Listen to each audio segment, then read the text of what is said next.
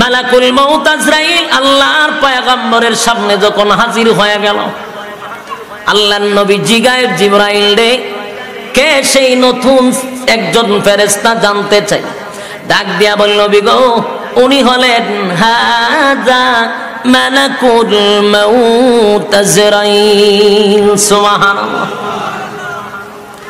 উনি বলেন মালাকুল মউত আজরাইল কারো কাছে অনুমতি চায় না, কিন্তু আপনার কাছে অনুমতি চায়।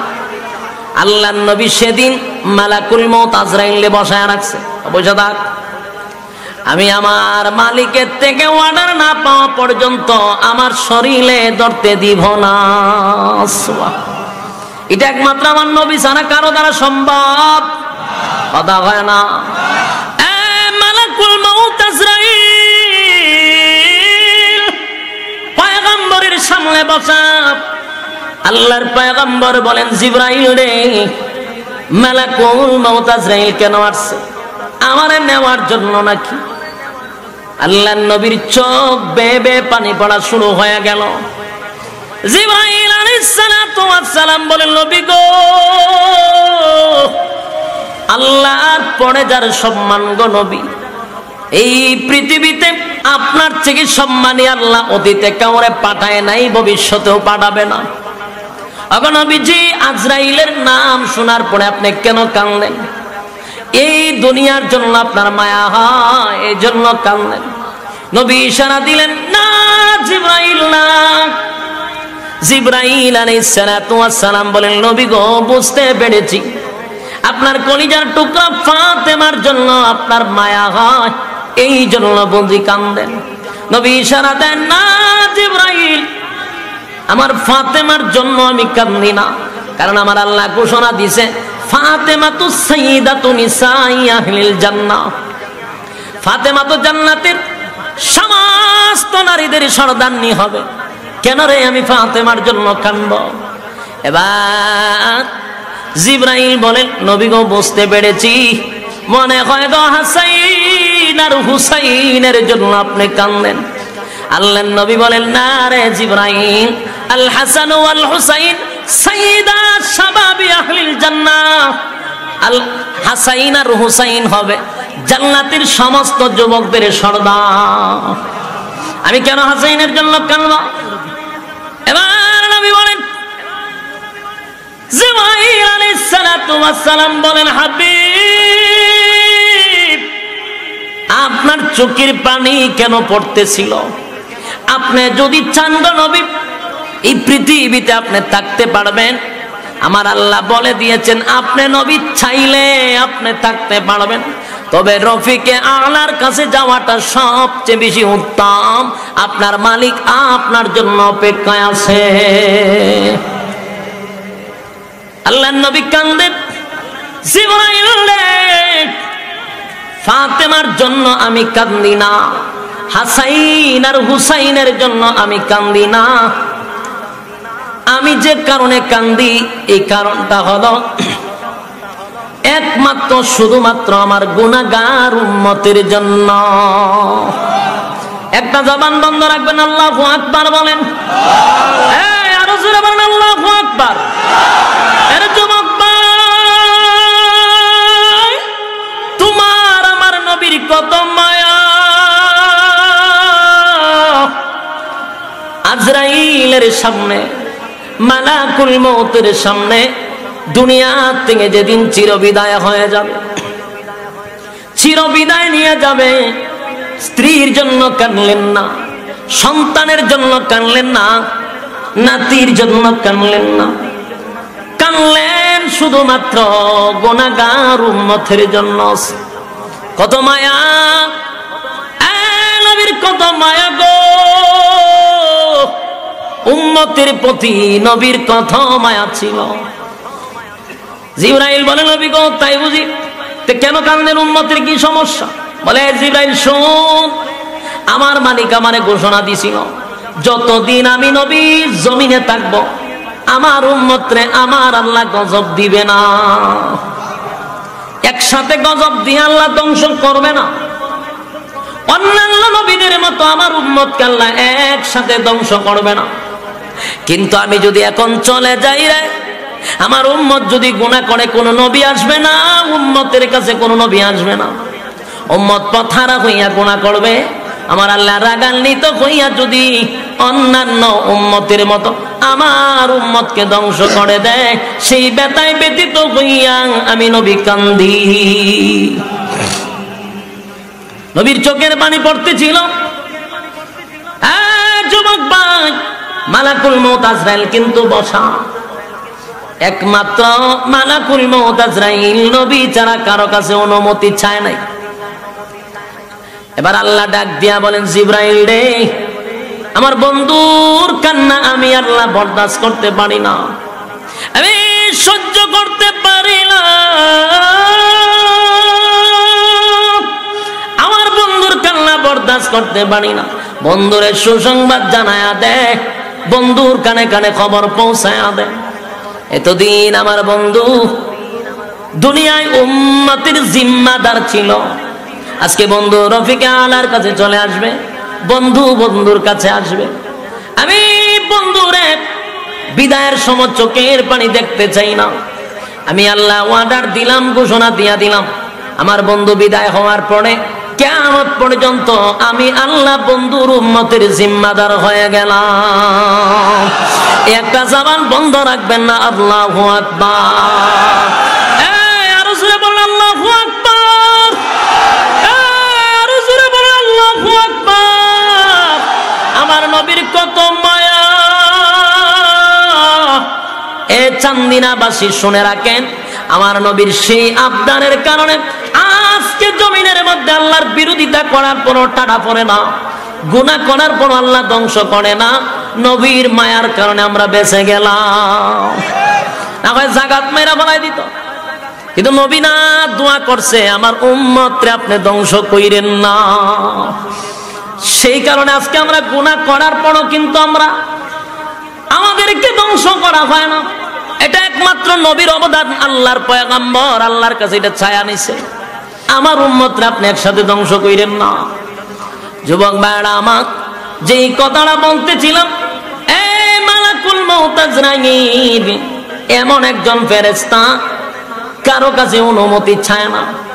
এবার নবী মুস্কি হাসি দিয়া বললেন, জিবরাইল রে, আমার আর কোনো দুঃখ নাই, আমার কোনো দুঃখ নাই। আমার উম্মতের জিম্মাদার যেহেতু আমার আল্লাহ নিজেই হয়ে গেল, আমার আর কোনো কষ্ট নাই। এবার মালাকুল মউত আজরাইল আমার রূহ নিতে পারে। মালাকুল মউত আজরাইল আল্লাহর পয়গম্বরের বুক বরাবর সিনার উপরে যখন হাতটা রাখলো, আল্লাহর নবী বলেন, যেই মাত্র মালাকুল মউত আজরাইল নবীর সিনার উপরে হাতটা রাখলো, সিনা মোবারকের উপর, আল্লাহর নবী বলেন, আরে মালাকুল মউত আজরাইল কি রাখলে আমার বুকের উপরে? নবী গো, আমার হাতটা রাখছি। আল্লাহর নবী বলেন, না, আমি মনে করেছি উহুদ পাহাড় আমার বুকে রেখে দিয়েছিস। যুবক ভাই, বালিশের সঙ্গে একটু মাথা লাগাইয়া আপনি ঘুমানোর সময় চিন্তা করবেন, আল্লাহর পরে যার সম্মান, সমস্ত নবীকুলের সম্রাট, নবীদের নবী, রাসূলদের রাসূল, কিয়ামতের ময়দানে যিনি সুপারিশকারী হবেন, আমার নবীর আগে কোন নবী জান্নাতে প্রবেশ করতে পারবে না। আমার নবীর উম্মতের আগে কোন নবীর উম্মত জান্নাতে প্রবেশ করতে পারবে না। এত পাওয়ারফুল একজন নবী, দুনু জাহানের বাদশাহ জিনাকে বানায়া দিলেন। সেই নবী মালাকুল মউত আজরাইলকে বলেন, আমি বুঝতেছি উহুদ পাহাড়টা আমার সিনার মধ্যে রেখে দিলি।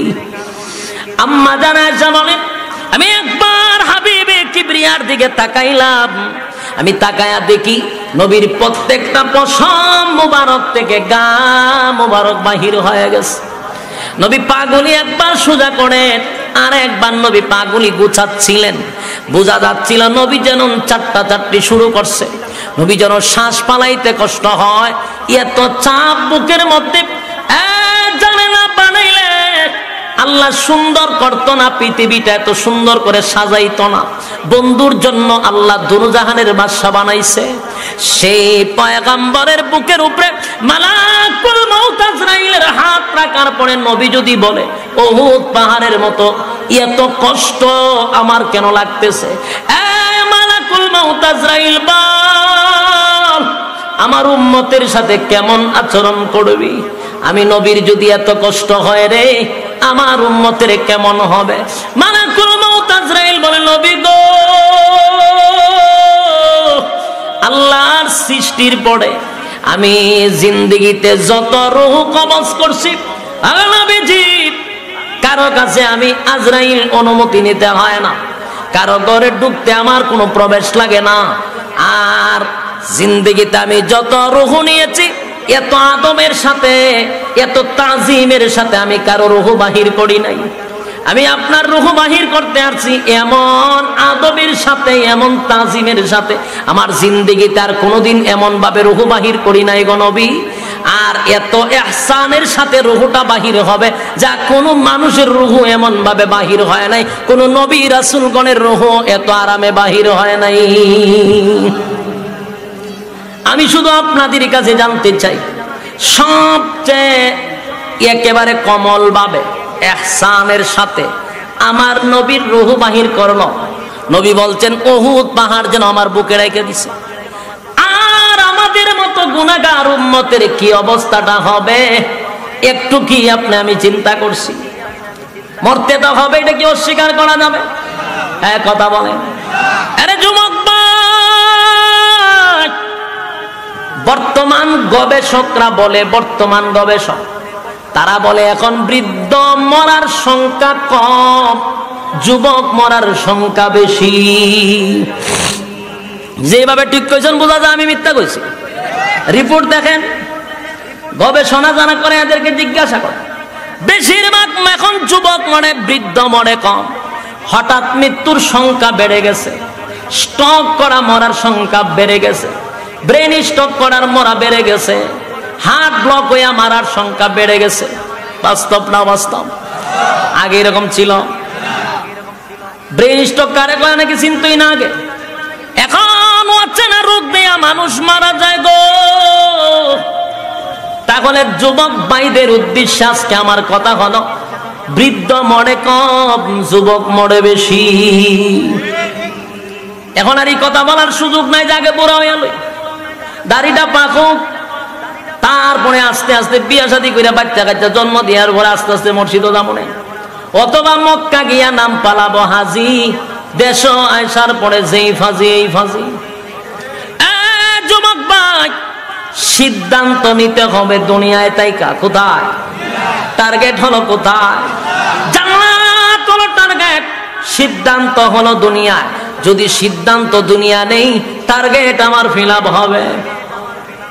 কথা বলেন, এটা কি বৃদ্ধ কালে না যৌবন কালে? এই জন্য বলি যৌবন কালটা কাজে লাগাইতে হবে। যৌবন কালটা আমার আল্লাহর কাছে বড় দামি গো, দুনিয়ার কাছে যৌবন কালটা বড় দামি। যৌবন কাল যদি মালিকরে দিয়া দেই, আমার আল্লাহ বলেন আমি তোরে জান্নাত দিয়া দিব। সুবহানাল্লাহ। যুবক ভাইরা আমার, এবার আসুন তাহলে প্রথম নাম্বার কথা হলো, এই পৃথিবীতে থাকার কোন সিস্টেম যদি থাকতো, আমার নবী থাকতে পারতো, কথা কোন ঠিক নেই। আর ক্ষমতা দিয়া যদি কেউ থাকতে পারতো, ফেরাউন না থাকতো। ক্ষমতা দিয়া থাকলে নমরুদ না থাকতো। নমরুদ ছিল গোটা পৃথিবীর বাদশা। বাংলাদেশ না গোটা পৃথিবী? গোটা পৃথিবীর বাদশা ছিল নমরুদ। ক্ষমতা কম ছিল না, তীর মারছে আল্লাহরে মারার জন্য, নাউজুবিল্লাহ। এমন ক্ষমতা পাইছে, আল্লাহরে মেরালাম, নাউজুবিল্লাহ। তীর মারছে, আল্লাহ কয় ফেরেশতারে তীরের মধ্যে একটু রক্ত লাগায়া দে, নমরুদের মনের আশা পূর্ণ হয়ে যাক। তীরের মধ্যে রক্ত দিকে আল্লাহ পানি শুরু করছে, ডিজে গানের আয়োজন করছে, ডান্স তো পাগলো ডান্স দেওয়া শুরু করছে। জিগা এত নাচেন কাক, আল্লাহ মেরালেছি, নাউজুবিল্লাহ। বলুন তো দেখি, নমরুদ দা এত ক্ষমতার পরে থাকতে পারছে? আল্লাহ কয় শেষের সাইজ করছি জুতা দিয়া। কি দিয়া?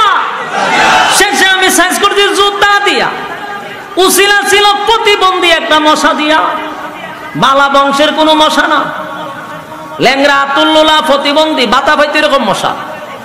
এটারে নিয়ে আল্লাহ না খেদা ঢুকাইয়া ব্রেনও ঢুকাইছে, এখানে ইনজেকশন মারছে, আর উপর দিয়া জুতা দা বাইরেতে বাইরেতে আমার আল্লাহ নমরুদ দ্বারা শেষ করছে। ঠিক নি? ফেরাউন না 2 পা উপর দিত দিয়া পাহাড়ের নিচে গিয়া হাত তুললা কইতো, মালিক রে আমি জানি তুমি হইলা খোদা, আমি হইলাম হুদা। ফেরাউন স্বীকার করত, আরে মালিক আমি কোন খোদা টুদা না, আমি যে হুদা এটা আমি বালা কইরা জানি। এখন আমার খোদা মানুষে বললে আমার বড় ভালো লাগে, কিন্তু আমি যে খোদা দাবি করছি আমার বান্দা গুলি আইছে বৃষ্টি দেওয়ার জন্য। ফেরাউন বৃষ্টি দিতে পারবো? বান্দা গলায় খোদা কি তাড়াতাড়ি বৃষ্টি দেন, জমি টমি সব শেষ। ফেরাউন আর 12টা বাজে গেছে, রাত্রের বেলা দৌড়াইয়া পাহাড়ের চিপায় গিয়া কয়, মালিক রে ধরা খাইয়া লাইছি, বহু বেটাগিরি দেখা ইসলাম। এখন বান্দা আছে বৃষ্টির জন্য, আমি বৃষ্টি দিব কই থেকে?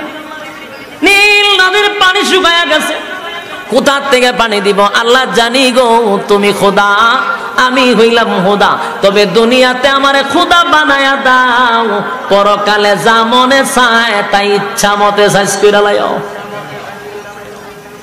সাথে সাথে আল্লাহ নীল নদ পুরাটা পানিয়ে ভরপুর করে দিছে, বৃষ্টিও শুরু হয়েছে। এর কিছুক্ষণ পরে পাহাড়ের রাতে গেছে তো আটকাতে মানুষের বেশে এক লোক একটু কারণ ফেরাউন সাহস তোর কম না, আমি বাদশা, কিন্তু পরিচয় দিলে তো লজ্জা। রাত তোরা আপনি কেন বইয়ে কিতা করেন? লজ্জা নেই? বাদশা যে পরিচয় দিচ্ছেন, এখন কি সমস্যা? আমার একটা বিচার করে দেন। বিচার করতাম আমার মানে খবর যায়, আমার অবস্থা খুব খারাপ, নীল নদ পানি নাই, বৃষ্টি নাই, খোদা দাবি করছি, আমার অবস্থা খুব খারাপ, তুই এসব বিচার করে দিতাম। সামনে তো ছায়া দেখে নীল নদ পানিয়ে ভরপুর, বৃষ্টিও পড়তেছে, মনটা ফ্রেশ হয়েছে নি বিচার কিতা করতাম, যা কইব কোন তা ওই মনটা আমার খুব ভালো। আচ্ছা কোন চা যেই গোলাম তার মালিকের সব কিছু বুক করলো, মালিক তারে সব দিল, কিন্তু গোলাম সব খাওয়ার পরে মালিকের কৃতজ্ঞতা প্রকাশ করলো না, তার বিচারটা কেমন হওয়া দরকার? কয় সুবাই আমার কে কয় কথা কয় না, সুবাই আমার দরকার। তো ওই আগন্তুক ফেরেশতা বলেন ঠিক আছে, এই কথাটা না কাগজ লিখে দিয়ে দেন। খুশির ছুটে কাগজ লিখে দিছে, মালিকের গোলামি যে করলো না সবকিছু খাইয়া, সবকিছু দেওয়ার পরেও এর সুবাই মারা দরকার, লিখে দিছে গেছে। যেদিন ফেরাউনের আল্লাহ সাইজ করে মুসা নবীর সাথে লাগছিল, নীল নদ ভালা এখন পানির তলে নিচে এক কালেমা পড়তে চায়, তখন তার কাছে জিব্রাইল একটা কাগজ দিছে, রে চিনছত নি রেখার লেখা, ওটা তো আমার লেখা, কিতা লেখা? সুবাই আমার, তোর যুক্তি অনুযায়ী তোর সুবাই আমার তাজি। তুই লিখে দিস না যে মালিকের নিয়ামত পাওয়ার পরে যারা কৃতজ্ঞতা প্রকাশ করে না, এরা কেমনে মারণ? তুই লিখে দিস সুবাইয়া মারণ, এখন তোর সুবাইয়া মারণ। ফেরাউনের কথা অনুযায়ী সুবাইতে সুবাইতে নীল নদ, এরপরে নিচ থেকে কাদা আইনের মুখে ঢুকাই দিছে, কালিমা যাতে না পড়তে পারে। বলুন ক্ষমতা দেখায় পৃথিবীতে কেউ টিকতে পারছে? কথা কয় না, কেউ ক্ষমতা দেখায় থাকতে পারছে না। আমি আর তুমি কতদিন থাকবো? কথা কই না দি থাকতে পারবে? যুবক ভাই, ইতিহাস পড়ুন, ইতিহাস পড়ুন, ফেরাউনের ইতিহাস পড়ে দেখেন পারে নাই। নমরুদ্দা গোটা পৃথিবীর বাদশা ছিল, একটা দুইটা দেশ নয় রে, গোটা পৃথিবী রাজত্ব করছে 60 জন, এর মধ্যে নমরুদ্দা একজন। কিন্তু নমরুদ থাকতে পারছে না? থাকতে পারে না। এই পৃথিবীর জমিনে কেউ থাকতে পারলো না, আমরাও থাকবো না, চলে যেতে হবে। কিন্তু প্রশ্ন হলো, যাব কুত্তাও মরে, বিলায় মরে, আমিও মরলাম, হইল নি না? আশরাফুল মাখলুকাত সৃষ্টির সেরা আল্লাহ বানাইলো, আমার মরণটা যদি কুকুর বিড়ালের মতো হয় রে, তাহলে আমার আল্লাহ কেন বানাইতে গিয়া আমার শরীরে কুদরতি হাত লাগাইলো? আমার আল্লাহ 4টা কসম কইরা বলছে তোরে সবচেয়ে সুন্দর কইরা বানাইছি। আল্লাহ কেন এত কোয়ালিটি আমার মধ্যে দিল? যদি আমার মরণটা কুকুর বিড়ালের মতো হয়, এই জন্য আল্লাহ বলেন পাঠাইছি জান্নাত থেকে, আসর দুনিয়ায়, সিদ্ধান্ত নে বান্দা তুই কোথায় যাবি।